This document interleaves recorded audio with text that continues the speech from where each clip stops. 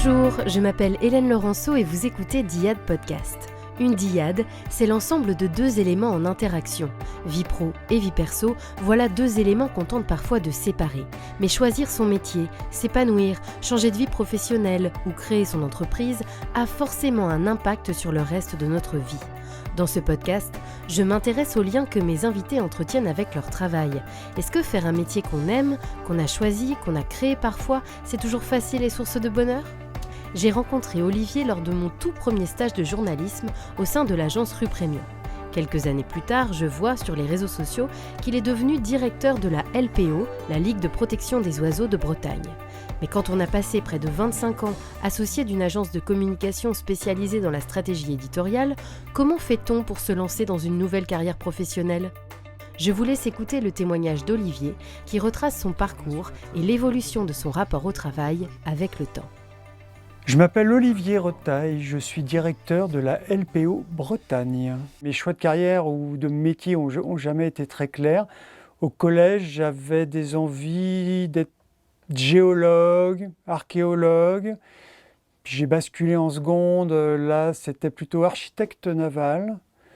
Puis après, je ne savais plus ce que je voulais faire. Et cet inconnu m'a accompagné jusqu'à aujourd'hui. En fait, je ne sais toujours pas ce que je veux faire, je crois. J'ai fini par atterrir en licence de lettres à Nantes et moi, je me suis dit je vais être prof. Ça me semble logique vu les études que je fais, mais bon, sans plus, quoi. Et en fait, c'est ma mère qui m'a appelé un jour, quand elle avait marre de me voir zoner. Et elle m'a dit « Tiens, il recherche un journaliste à Ouest France, au Sables d'Olonne. Tu vas y aller. » Donc, si c'était pour faire plaisir à ma mère, j'ai dit oui. Mais jamais j'avais pensé devenir journaliste. J'étais, je pense, plutôt à l'aise avec l'écriture, avec la rédaction, avec le français, on va dire. Donc, j'étais plutôt dans mon élément. Et puis, le fait d'être sur le terrain, d'aller rencontrer des gens, d'être dans une forme aussi de... C'est un peu speed, quoi, la vie de journaliste, surtout en local, comme ça, en PQR. Donc, chaque jour est un nouveau jour, même s'il y a des marronniers et des sujets un peu redondants. Mais donc, toucher à tout, du fait divers au conseil municipal, en passant un peu par le sport. Puis pour connaître une ville, la ville où tu habites de l'intérieur, rentrer un peu dans les coulisses de comment ça fonctionne, que ce soit du côté des assos, du côté des élus, enfin ouais, c'est des entreprises, ouais, c'est bien. C'est plutôt motivant, c'est intéressant, c'est stimulant. Donc non, ça m'a plutôt branché. Ouais. J'avais un statut qui n'existe plus aujourd'hui. J'étais journaliste vacataire au Sables d'Olonne, puis dans toutes les rédactions de Vendée. Ça a duré 5 ans. Donc en fait, je remplaçais les professionnels sur leur temps de congé ou sur leur week-end. Donc j'ai commencé au Sables d'Olonne, beaucoup. Puis après, j'ai fait La Roche-sur-Yon, Fontenay-le-Comte, Chaland, voilà, etc., etc. Et c'était à chaque fois du CDD qui était renouvelé. Et au bout de 5 ans, j'ai postulé pour devenir titulaire et j'ai pas été pris. Je me suis dit, je vais essayer de continuer à être journaliste, donc j'ai commencé à envoyer ma candidature à différents journaux un peu partout en France. Ça ne tombait pas et j'ai eu l'opportunité même d'aller faire un stage en presse à Montréal pendant 1 mois, ce qui était génial, mais ce qui m'a pas non plus, ça n'a pas débouché sur un job non plus. Et donc, j'attendais aussi un enfant à ce moment-là, ma compagne plutôt. Et donc je suis rentré en France et finalement un copain de fac qui était aussi à Ouest France et qui avait lui aussi quitté pour les mêmes raisons Ouest France, avait retrouvé un job dans une agence de presse à Nantes et il recherchait quelqu'un. Donc je suis rentré dans cette agence de presse pour rencontrer quelqu'un qui avait le projet de créer une agence de communication pour proposer ce même métier de journaliste, mais pour des supports non presse, c'est-à-dire des magazines de collectivité, des journaux d'entreprise, mais voilà, avec toutes ces techniques éditoriales journalistiques, quoi. Et j'ai été pris, et là, c'était le début d'une très longue aventure pour moi, quoi. Ça a duré près de 25 ans, quoi. Je suis rentré comme salarié, on était 2. pendant que Philippe montait sa structure, Philippe Le Boulanger. Donc j'ai été salarié avec lui pendant, je ne sais plus trop, 1 an ou 2 max. Et très vite, il m'a proposé de rejoindre l'aventure à ses côtés en prenant des parts dans la SARL.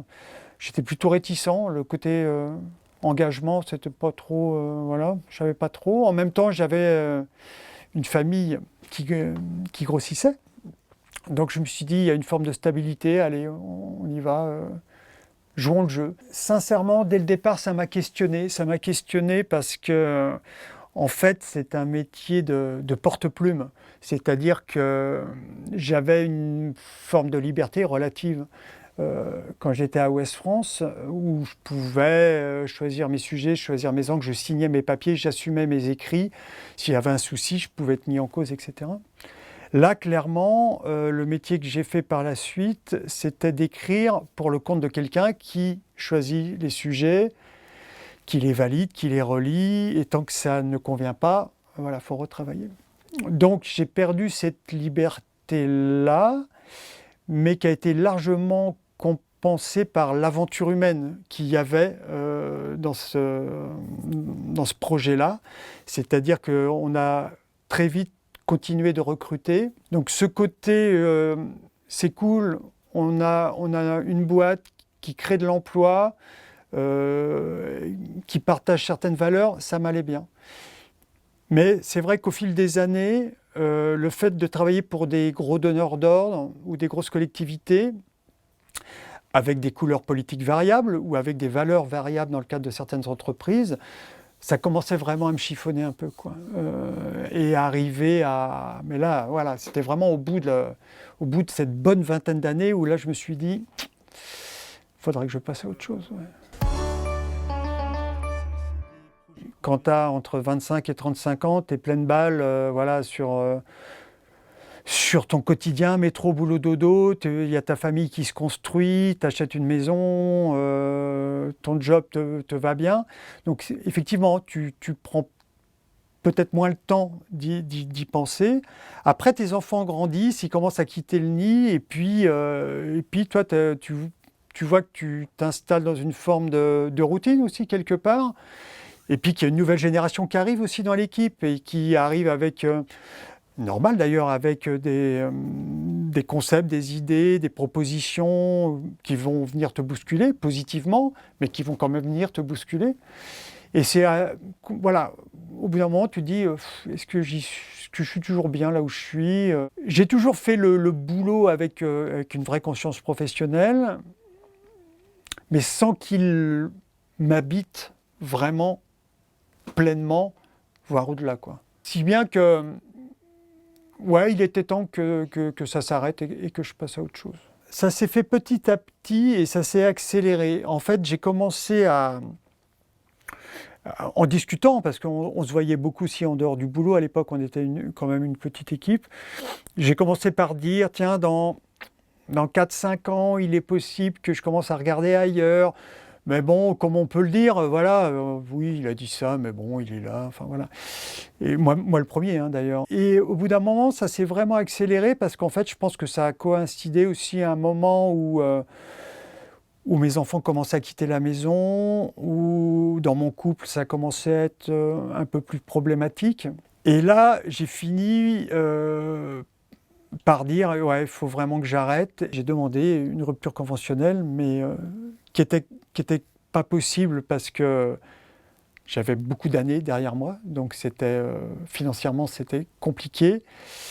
Et puis à cette époque-là, l'agence commençait à traverser une période difficile qui finalement lui a été plutôt fatale. Donc les derniers mois, c'est vrai que clairement dans ma tête, j'avais plus envie de faire ce métier-là. Je continuais un peu mécaniquement, mais j'étais plus dedans. Et quand l'agence s'est cassé la gueule, finalement, il y avait évidemment une forme de tristesse, parce que c'était quand même une aventure collective qui a duré vraiment longtemps. Enfin, c'est une sacrée tranche de vie quand même, mais avec des gens que j'adore. Mais en même temps, ça a été l'occasion pour moi que j'attendais, il faut le reconnaître, quoi. C'était l'occasion pour moi de partir. Ouais. j'avais parfaitement une idée de ce que je voulais faire, c'est-à-dire rien pendant 2 ans. C'est-à-dire que je voulais vraiment profiter de mes 2 années de chômage et j'avais vraiment pas envie de me projeter dans un autre métier, quoi. Clairement. J'avais déjà quitté Nantes un petit peu avant parce que j'ai reconstruit ma vie personnelle du côté de Rennes à cette époque-là. J'avais quel âge à ce moment-là? Je devais avoir, je sais même plus, 47, 48 ans. C'est pas le super âge en plus pour retrouver un job. Mais je me suis dit, c'est pas grave, mes enfants sont autonomes, je trouverai bien un job qui m'ira bien, quel qu'il soit. Enfin non, pas quel qu'il soit, mais je trouverai bien un job qui m'ira bien. J'étais même prêt à ce moment-là en me disant ouais, dans les services à la personne, ça recrute. Si je dois aller aider des anciens à faire leurs courses, à faire leur ménage, enfin un truc voilà, où je me sentirais utile. J'étais prêt à plein de choses et à m'asseoir sur plein de choses aussi. Mais surtout, ce que je voulais faire, c'est rien. C'était profiter de mes 2 ans. Et donc en arrivant à Rennes, je me suis dit il faut que je m'occupe. J'ai vraiment découvert sur le tard. Quelques années juste avant que les oiseaux existaient. Je ne savais pas que ça existait, moi, des oiseaux avant. Donc, je me suis dit, bon sang, c'est quand même super, c'est vachement beau. J'y connais vraiment rien, c'est dingue. Et je vais aller donner de mon temps, je vais devenir bénévole à la LPO, Ille-et-Vilaine, à l'époque. Le seul truc que j'avais en tête, c'était en apprendre plus sur les oiseaux et faire un peu de photos animalières. J'ai toujours fait un peu de photos voilà, de paysages, de nature. Et là, je me suis dit, tiens, je vais peut-être pouvoir faire un petit peu d'animalier, notamment sur les oiseaux. Je me suis pointé pour devenir à une permanence, la LPO 35, pour devenir bénévole. Et je savais ce que je ne voulais pas faire. Je ne voulais surtout pas faire de communication, quoi. Donc je suis allé, je me suis présenté, et je me suis dit, j'aimerais bien rejoindre certains de vos groupes, faire des sorties terrain, comprendre, apprendre. Voilà. Est-ce que vous avez des besoins ? Je n'y connais rien, mais est-ce que vous avez des besoins? Et là, François, qui est toujours présent, qui est un vice-président aujourd'hui, François me dit, écoute, c'est génial que tu viennes de la communication parce qu'on a des gros besoins en communication. Et notamment, il y a un truc sur lequel on galère vraiment, c'est de faire notre journal des adhérents, le journal de l'association. Ce que j'ai fait pendant 25 ans. Dans ma tête, je me dis, oh non, c'est pas vrai, ça recommence. Et ils avaient à l'époque, je crois, c'était un 8 pages. Et je leur dis, mais il vous faut combien de temps pour faire ce 8 pages? C'est un bénévole qui le fait, il lui faut 4 mois. Ah, j'ai dit, ah ouais, d'accord. Ok, 4 mois. Non, sincèrement, je pense qu'on peut le faire en 15 jours. Hein. Mais non, c'est impossible, c'est impossible. Donc, du coup, je me suis dit, bon, ok, allez. Je veux bien donner un coup de main sur la com. Et donc, je suis rentré à la LPO 35 comme ça. Donc, j'ai donné un coup de main à la communication, mais j'ai aussi profité de tout ce qu'ils proposaient. J'ai fait des sorties avec eux. Voilà, je me suis investi dans pas mal de projets. Il y avait un groupe de travail pour créer la LPO Bretagne. Il n'y avait qu'une LPO Ille-et-Vilaine. L'idée derrière, c'était de pouvoir aller discuter plus facilement avec le conseil régional, avec les départements, enfin bref, que des structures que j'avais l'habitude de côtoyer dans mon ancien job. Et je me suis dit, j'ai bien envie de participer à ce groupe de travail-là. Là, du coup, ça m'a clairement motivé de participer à cette création-là. Et ils ont accepté, enfin, les élus ont accepté. Et je me suis retrouvé embarqué donc, dans ce groupe de travail-là. Et moi, de bénévole, l'année suivante, je suis devenu élu au conseil d'administration de la LPO Ille-et-Vilaine, jusqu'à ce que la création de la LPO Bretagne aboutisse. Et que dès qu'elle a été créée, en même temps, ils ont ouvert un poste. Donc j'ai démissionné de ma fonction d'élu et j'ai postulé pour ce poste-là. Voilà, j'ai été retenu. C'était un peu comme une évidence. Je me suis dit, cette LPO Bretagne, elle se profile plutôt pas mal. J'avais le sentiment que ça se passait bien avec les élus, avec les bénévoles. Et je me suis dit, le poste va être créé et je le sens bien. C'est assez étonnant parce que même en termes de calendrier, tout s'est emboîté pile poil bien. C'est-à-dire que j'ai pris mes fonctions à la LPO Bretagne quasiment presque jour pour jour où mes droits se sont arrêtés, mes droits chômeurs se sont arrêtés.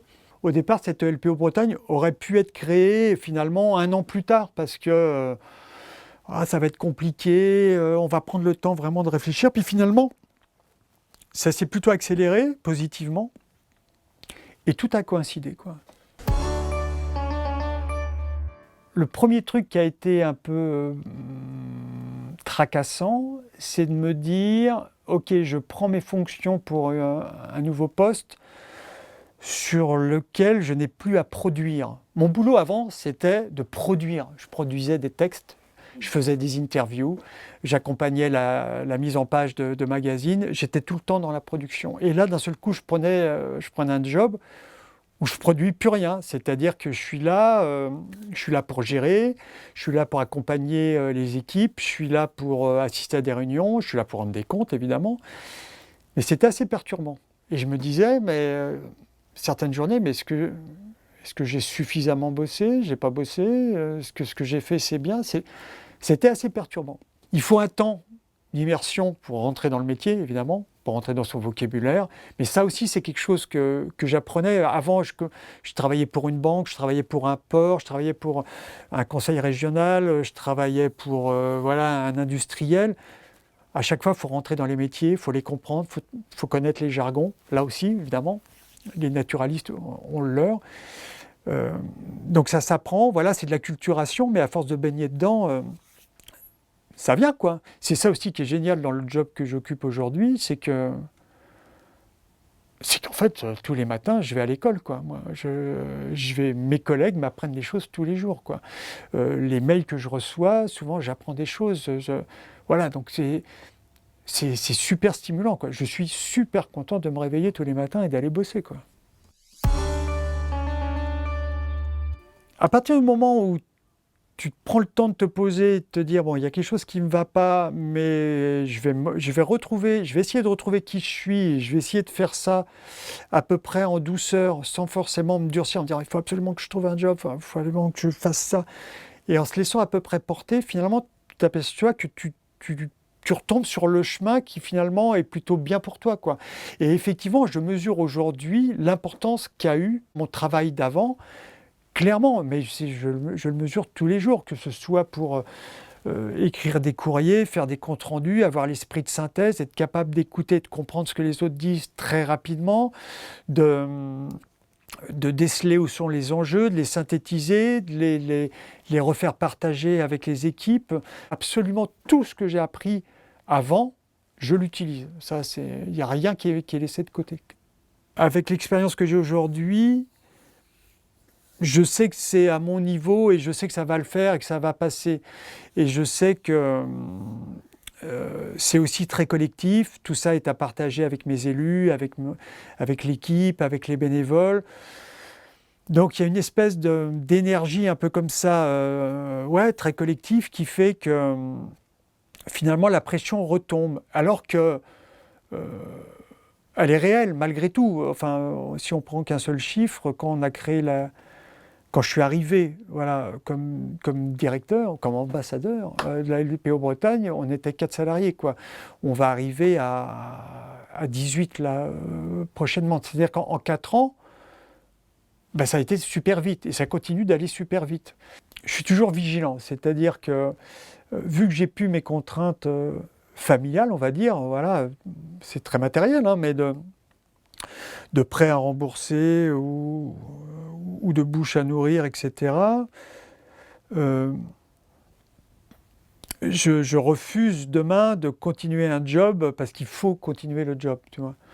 Donc je resterai vigilant par rapport à ça, mais en même temps, tant que ça, pour l'instant ça me va bien, donc je continue. Et puis entre nous, j'ai 55 ans, je ne sais pas à quel âge je pourrais prendre ma retraite, et même si j'y arrive, est-ce que j'aurais envie de prendre ma retraite? Ça se trouve, peut-être pas, on verra à ce moment-là. Donc c'est un peu, au jour le jour, pas complètement au jour le jour, mais mois après mois, année après année, puis on voit ça, quoi.